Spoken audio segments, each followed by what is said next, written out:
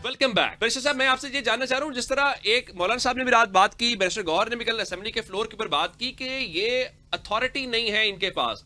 जब आप आईनी अदालत की बात करते हैं, फिर कहते हैं जी मिसाके जमहूरियत में है, फलां मुल्क के अंदर भी लिखी हुई अदालतें चल रही हैं, वहां पे सिस्टम बड़ा ऑर्गेनिक होता है, वहां इलेक्शन की लेजिटिमेसी के ऊपर सवाल नहीं उठते, बाकी प्रोसेस के ऊपर सवाल नहीं उठते।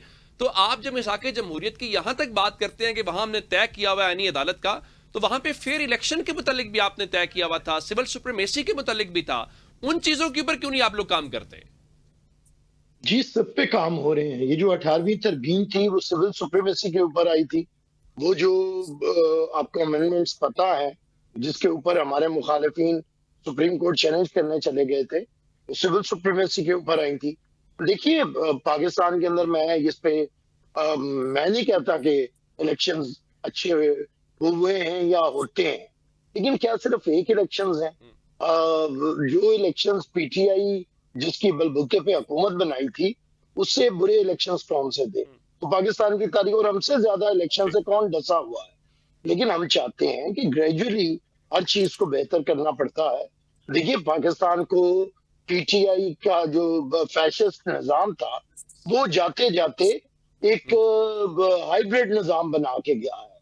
सारे निजाम को जमहूरियत के लिए हमारी 18वीं तरमीम, हमारी वो आगे बढ़ना, मुशर्रफ के इख्तियारात नीचे सूबों तक देना, उसे ये सब रिवर्स करके गए हैं। उस वक्त का प्राइम मिनिस्टर ही कहता था ना कि आर्मी चीफ कौम का बाप होता है। वही कहता था ना कि मेरे फोन टेप होते हैं और होने चाहिए। वही कहता था ना कि मेरा इजलास ये बुलाते हैं। वही कहता था कि मुझे लेजिस्लेशन के लिए बंदे इकट्ठे करके ये देते हैं, इत्तेहादी हुकूमतें ये बना के देते हैं। तो देखिए, पुतली तमाशे तो जारी रहे हैं। अब पुतली कौन कौन रहा है, इस पे सवालात है। और जो पुतली नहीं रहे और डोरियां जिनकी नहीं हिलाई जा सकती थी, उन्हें फिर फांसी के फंदे पे झूलना पड़ता है। तो मैं ये समझता हूँ पीपल्स पार्टी कुर्बानियां देने के साथ साथ इस चीज पे यकीन रखती है कि आपको गुफ्तो शनीद करना पड़ती है। अगर आप सिर्फ शोर ठीक। मचाएंगे और वही कहते हैं ना पंजाबी में, सुखे थे मिल माइया, कि इनका ये हाल है। सिर्फ एंड पे रोला शोला डाला, इसी में सारी हुकूमत चल रही है। ले गए, उजड़ गए, बेड़ा गर्क हो गया, काम कोई नहीं करेंगे। इनके किसी बंदे को मुझे काम करते हुए दिखाएं, किसी को पार्लियामेंट के अंदर कोई पार्लिमानी काम। पंजाब के अंदर ये अपोजिशन कह रहे हैं कोई पार्लिमानी काम। मैं ये समझता हूं कि मुल्क इन चीजों का मुतामिल ठीक। नहीं हो सकता है। अब ये देखिए, बसरा साहब भाई हैं, ये बात करके बीबी को, भुट्टो साहब को इन्होंने एक खराज अकीदत पेश किया। लेकिन ये जो दूसरी बात करके जा रहे हैं, हम ही तो खड़े हैं आइन के तहफ़्फ़ुज़ के लिए, और उन्हें परेशान नहीं होना ठीक। चाहिए। जो घर छोड़ के चले जाए, उन्हें फिर घर के बारे में परेशान नहीं होना चाहिए। Peoples very party right. की 60 साल ये लेगेसी बड़ा है। अच्छा हमें जुमला है, पता ये है बड़ा कि हमने बड़ा किस अच्छा जुमला है तरह उस कि आप जब लेगेसी घर को छोड़ के चले फतेहमंद जाएं। रखना है। वेरी राइट, बड़ा अच्छा जुमला है, जब आप घर छोड़ के चले जाएं तो फिर आपको घर की फिक्र नहीं करनी चाहिए, लेकिन फिर भी घर की फिक्र करनी है। शुमाइला राना साहबा, हमने कल बैरिस्टर गौहर की स्पीच सुनी, वो इंडिया का हवाला दे रहे थे कि वहां पे इतनी तरामीम हुई और इतनी बार सिर्फ गवर्नमेंट के पास 2/3 मेजोरिटी थी, उसके बावजूद कंसेंसस के साथ वो आगे बढ़े। जो आइन है वो जाहिर है कि हुकूमत का नहीं है, वो रियासत का है, पाकिस्तान के अवाम का है, और बड़ी मुश्किल से आइन बनता है, ये सब लोग जानते हैं। यूं लग रहा है जैसे गवर्नमेंट आइन को किसी एक्ट की तरह ट्रीट कर रही है। ऑपोजिशन को भी तक ऑन बोर्ड नहीं लिया गया, मुसवदा पब्लिक नहीं किया गया, कहीं पे कोई डिबेट नहीं है। अचानक एक ट्वीट आता है, उस ट्वीट के बाद आज मुलाकातें हुई और इतलात यह कि अगले हफ्ते ये तरमीम पास भी हो जाएगी। इतना टाइम तो शायद एक्ट बनाते नहीं लगता जितना आप आइन के अंदर तरमीम करने के ऊपर लगा रहे हैं। देखिए उमर, बात यह है कि तरमीम जो है वो पार्लियामेंट का जो हक है, वो वक्त के मुताबिक इसके अंदर तरमीम कर सकती हैं। पाकिस्तान का जो कॉन्स्टिट्यूशन है वो रिजिड कॉन्स्टिट्यूशन नहीं है। अभी तक 26 तरामीम जो है वो हो चुकी हैं, लेकिन इसमें कोई ऐसी जल्दी नहीं है। जो प्राइम मिनिस्टर हैं, हमारी जो इत्तेहादी, जो हमारे जो टॉप लीडरशिप है वो इत्तेहादियों से मिल रही है। पार्लिमानी लीडर्स एक दूसरे से रवाबित में हैं, और इंशाल्लाह ताला हम लोग जो हैं तमाम जो पॉलिटिकल पार्टीज हैं उनको साथ लेकर चलेंगे और कंसेंसस के साथ 27th अमेंडमेंट में आएंगे। और इसमें किसी भी सूबे का कोई हक नहीं मारा जाएगा, किसी भी सूबे के साथ जाती नहीं होगी, क्योंकि पीपल्स पार्टी की तरफ से जो इख्तिलाफ राय सामने आई थी वो ये चाह रहे थे कि शायद इसमें 18वीं तरमीम जो है उसकी को कर्टेल या उसको कोई कट किया जाएगा या उसको इसमें उसको 17वीं तरमीम के साथ जो है वो अज़ब कर दिया जाएगा या कुछ इस तरह की उनकी कुछ अपनी इनसिक्योरिटीज़ थी, तो ऐसा कुछ भी नहीं है। ये भाम है, ये बहुत जल्द दूर हो जाएगा, इसका मुसवदा भी आप सबके सामने आएगा और कौम भी इसको देखेगी और ये इंशाअल्लाह ताला मुल्क, कौम और रियासत और सिक्योरिटी इदारों के लिए ये बेहतर होगा। देखिए, पाकिस्तान इस वक़्त अंदरूनी और बैरूनी खतरात से गुज़र रहा है। हमें सिक्योरिटी चैलेंजेस हैं, हमने मिलकर नबर्द आज़मा होना है और हमारी इसके अंदर 2 चीज़ें हैं।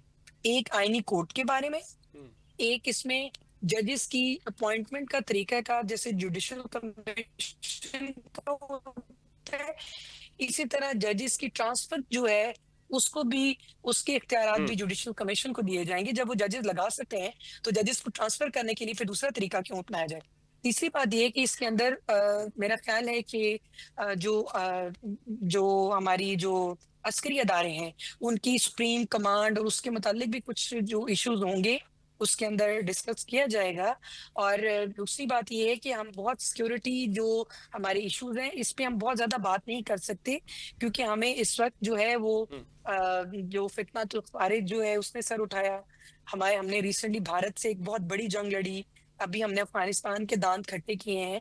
तो मैं समझती हूँ कि हम बहुत सी ऐसी चीज़ें हैं जो इस तरह मीडिया के ऊपर नहीं बता सकते। लेकिन वो जो भी ठीक। होगा मुल्क की सलामती, बेहतरी और इस्तेहकाम के लिए होगा इंशाअल्लाह ताला।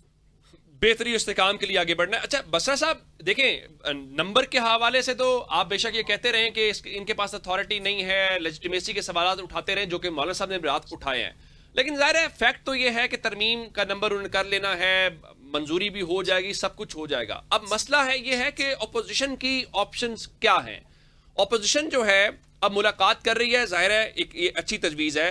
यक जुबान हो जाएंगे मौलाना साहब और आप हो जाते हैं। मैं बार बार आपसे एक सवाल कर रहा हूं कि Pakistan peoples party crucial role play कर सकती है। हमने माजी में देखा है कि बहुत सारे मौकों के ऊपर आपके आपस में वर्किंग रिलेशन जिस तरह मौलाना साहब के साथ नहीं है, आप उनके पास गए हैं, तो क्या एक कदम आगे बढ़ के पीपल्स पार्टी को आप कायल कर सकते हैं, या अगर 100% नहीं तो कम से कम इसकी इंटेंसिटी को 60-70% पे ला सकते हैं ताकि सबके लिए विन विन सिचुएशन हो? उमर दराज गोंदल साहब, आपकी बड़ी नज़र है सियासी मामलात पर और बड़े बाखबर सहाफ़ी हैं। बड़े मासूमाना जो सवाल कर रहे हैं कि पीपल्स पार्टी से राब्ता कर लें, आपस में इनसे डायलॉग कर लें। और ये पीपल्स पार्टी और मुस्लिम लीग एक ही थाली के चट्टे-बट्टे हैं।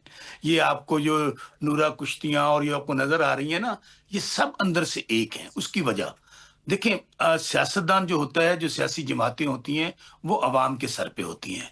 गोंदल साहब, बदकिस्मती से ये सारी जमातें इररेलेवेंट हो चुकी हैं।